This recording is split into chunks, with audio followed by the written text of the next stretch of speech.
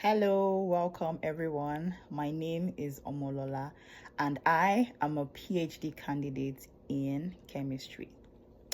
Now, I wanted to share the three most important things that I wish I knew before I started this PhD.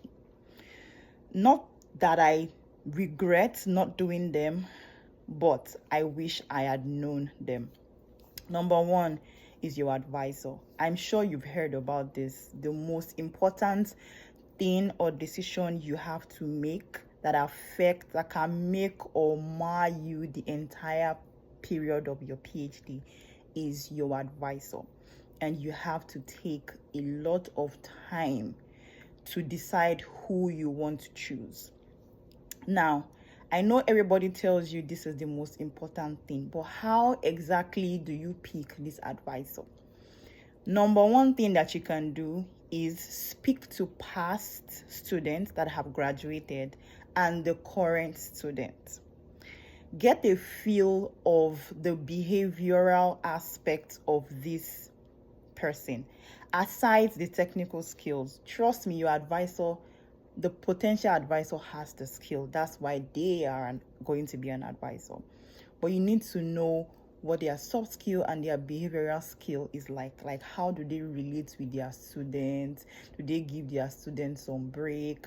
Some advisor can be so demanding. So you need to know.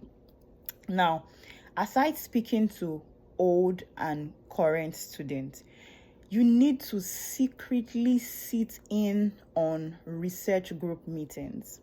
Now, every research group usually has group meetings depending on how they choose to structure it. It can be weekly, it can be bi-weekly.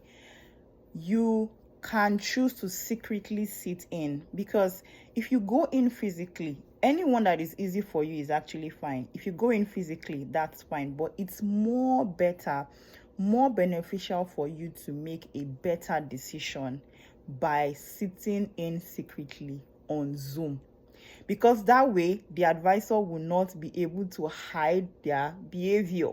So you can tell if they are the kind of advisor that puts their students down, that doesn't motivate their students, that makes their work feel like trash. This is how you can decide.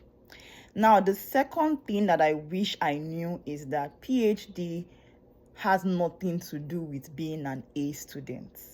That you are getting A, you are the best in your class in terms of, from our bachelor's program in Nigeria, because I did my bachelor's in Nigeria, we know that most of it is coursework. Doing a PhD does not have anything to do with you being an A student. Doing a PhD means for every time you fall, how many times can you get up? That is what a PhD is. A PhD will test your resilience and persistence. How many times can you stand up from every time that it throws you down?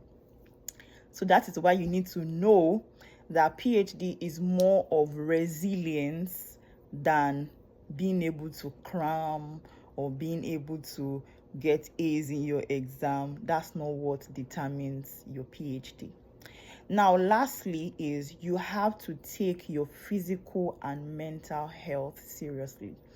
In fact, I think this is the most important of all, because even though I knew that my physical and mental health was important, I did not realize the gravity, the extent to which this is important. You need to find how you can decompress mentally. If you are not there mentally, you will not be able to do a PhD. If you are not there physically, you will not be able to pull through a PhD program. Maybe sometime later, I would delve into much more details about the physical and mental. But you need to know the kind of maybe sports or activities, physical activities that you can do to be able to decompress, to be able to take your mind off your PhD. Bonus tip here. Find yourself a community. Find yourself friends, people who care about you, because those are the people that are going to help you get up every time you fall. I hope that all of my tips is useful to someone. Thank you so much for listening. Bye.